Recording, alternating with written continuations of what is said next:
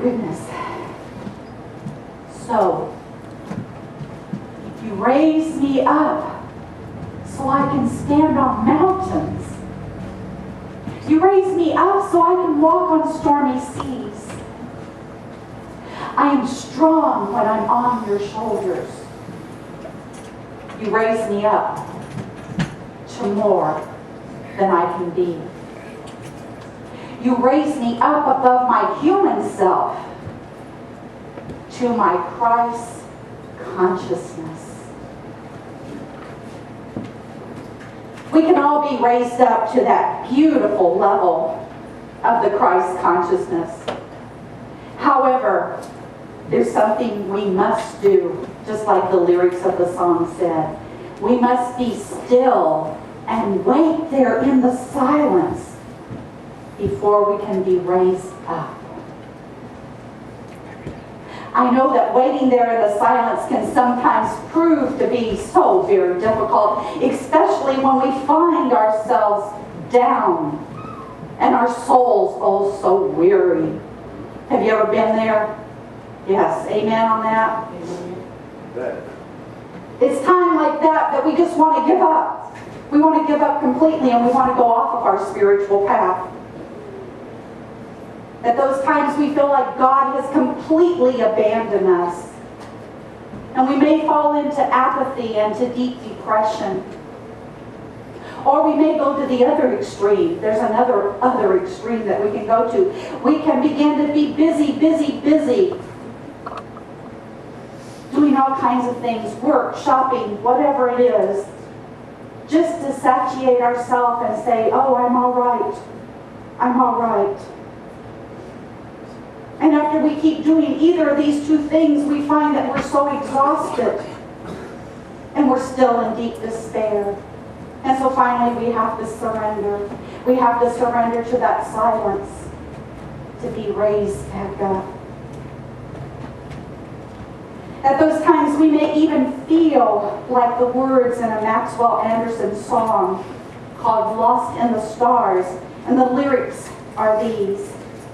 Sometimes it seems as if God's gone away, forgetting the promise that we heard him say, and we're lost out there in the stars. Little stars, big stars, flowing through the night, and we're lost out there in the stars. Have you ever felt like you're lost? Just lost out there in the stars, you don't know what to do. And whenever we do take the opportunity to go out and look at the sky on a clear and starry night. Thank you. Oh. Wow, when we go out there and we look at the stars on a clear and starry night, we see how magnificent it is. And in that magnificence, we might begin to feel tiny and insignificant against the backdrop. But if we can just remember the words on the quest, we won't feel so lost and alone. These words come from REV.Mary who used to be the directors of Silent Unity. Right where you stand is the hub of the universe. You are the hub of the universe. And you are the star of a cosmic extravaganza, even more vast and grand than outer space. It is your own inner space. When you discover that universe, it becomes quite natural to live each day putting God first. When we place God first in our lives, then it becomes second nature to go into the silence and to wait to be raised up. When we place God first in our life, we can be assured that we are co-creators with God. And when we are co-creators with God, we bring divine order. We recognize divine order in our lives. And again, divine order is our ability to know what is important and to put first things first in our life. And to put first in our life is to seek the kingdom of heaven. And when we seek the kingdom of heaven, that really means that we are seeking to raise our consciousness up to that Christ level. The idea of raising our consciousness up to that Christ level can be called a gospel, if you will. It's called the gospel of continuous improvement. We are continuously improving ourselves, improving as we walk upon our spiritual path. And to reach that ultimate Christ level, it doesn't happen overnight. Jesus told us to look at nature, and we look at the seed that is planted in the ground. We're like that seed. And then a little shoot becomes coming up out of the ground. A little plant that grows. It grows and grows and grows. And finally, if this is a corn plant, finally the ears begin to form, but they're not ready yet. And finally then, the ear is the grain of corn, and it's ripe and ready. We're just like that. It takes time. I know there are some adepts that can, in a twinkling of an eye, be transformed. And we can be, but for most of us, it's going to be an ongoing process. Ongoing. Today, there are families, there are organizations, there are businesses, and even religious community like ourselves that find that we need to go beyond pouring new wine into old wineskins. It's because in today's society, the old paradigms that we followed so faithfully are breaking down all around us, and they're no longer adequate. This is especially true, and I think that we're all feeling it as we're at a tipping point of birthing 2012. Now I bet you're saying, oh, I thought she forgot all about that 2012 stuff, and how can we forget it? It's all over the internet, right? And it was last Mother's Day that I gave you all the good news that we're all pregnant.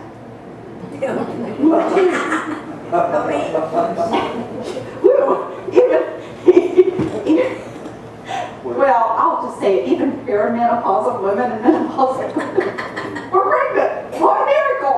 What a miracle! Oh, what a miracle. And we have only 3 more months to go before we give birth. And what we're giving birth to is to a higher consciousness. If you are listening to people and visionaries such as Barbara Max Hubbard, Greg Braden, and Jean Houston, just to name a few people, we're giving birth to this magnificent, magnificent new way of being upon the earth. And it's men and women like them, and yes, even children are on the cutting edge. Just listen to our children and what they know, and they're going to lead us forward into this new millennium. Now this may sound radical. It may sound scary. I know I've seen some of those videos for a short time that are out there about the end of the world. And it can be confusing for all of us too, rather than thinking about it as an orderly process. However, there's no reason for us to be afraid, because we know with a deep knowing that there is always divine order present in the universe, and God's in charge. Back in biblical days, Jesus' concept of order was considered so disorderly by the Pharisees and by the Sadducees. And they were the religious institution of the time. They were the law of the time. And what was important to the Pharisees and the Sadducees was trivial to Jesus. And what was important to Jesus was blasphemous to the authorities. But you see, we've got the concept of Jesus that he was this wonderful person that went around spreading love and turning water into wine, and that's true. But he was also a free thinker. He was a reformer. He was a nonconformist. And he was branded even as a renegade by his Jewish tradition. Yet he made it very clear that he had come to fulfill the law and not to defy or to take away the orderly teachings of the earlier prophets. However, he spoke about a higher law, and that is the law of love.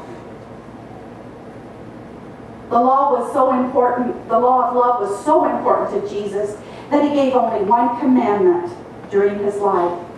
And that commandment was to love one another as I have loved you. Love one another. He also gave us further instructions that are very important. He said, do not worry, do not be anxious. Ooh, how many of us follow that instruction? Oh, no. No. He said, look to nature. Look to nature again. Always telling us to look to nature. He says, behold the birds. They don't gather into barns, but God feeds them. He also says, behold the lilies of the field. They don't toil, they don't spin, they don't work. Yet God clothes them so beautifully. So they're just saying, don't worry. And the most important thing that he told us was that the kingdom of heaven is within us. I think if we were putting everything in a nutshell that's important about Jesus' teaching, those three things would be it. It's reassuring for us to know that by putting God first in our lives, that we don't need to concern ourselves with the details of how things are going to work out. We don't have to worry about how our good is coming to us or how the world is going to survive. If we put God first, we don't try to manipulate others or manipulate situations. We no longer try to control others because we know that isn't working either. And change can occur all around us, and we will merely experience these changes as opportunities for growth, to grow spiritually. We can always depend on that law that there is one presence and one power which is always inside of us, and that will never change. The presence and the power of God will be with us no matter what happens on December 22nd. And as we put God first and trust in divine order, we don't have to worry anymore about the details of life, and that just begins to wane away from us. And something greater begins attracting us. And that something greater is to fully realize that that one presence and that one power that we want to know so well on an intimate level. The further that we all travel on our spiritual path, the many times that we pick ourselves up and go on again and again and again, we'll be able to feel fully with every fiber of our being that presence and that power that is within us and surrounding us. And that power has always been available to us. It's always been there. However, we have to call it forth. We have to wait in the silence and call it forth. And my friends, that's what we do every Wednesday here in meditation. You might come in and think, they're not doing anything but just sitting there. But we're waiting in the silence, and the things that we experience here are phenomenal. It's been said that this time can be the greatest time or the most chaotic time in our lives. So it's really our choice how it's going to be during this time of change. As we go deeper and bring forth that presence and that power within us, we'll be able to stand on mountains. We'll be able to climb mountains and be at the summit. I'm ready to be at the summit of the mountain and to live pretty much on the mountaintop. I think that's our job in these next 3 months as change comes. So God bless each one of you as you go further on your path and climb that mountain. Namaste.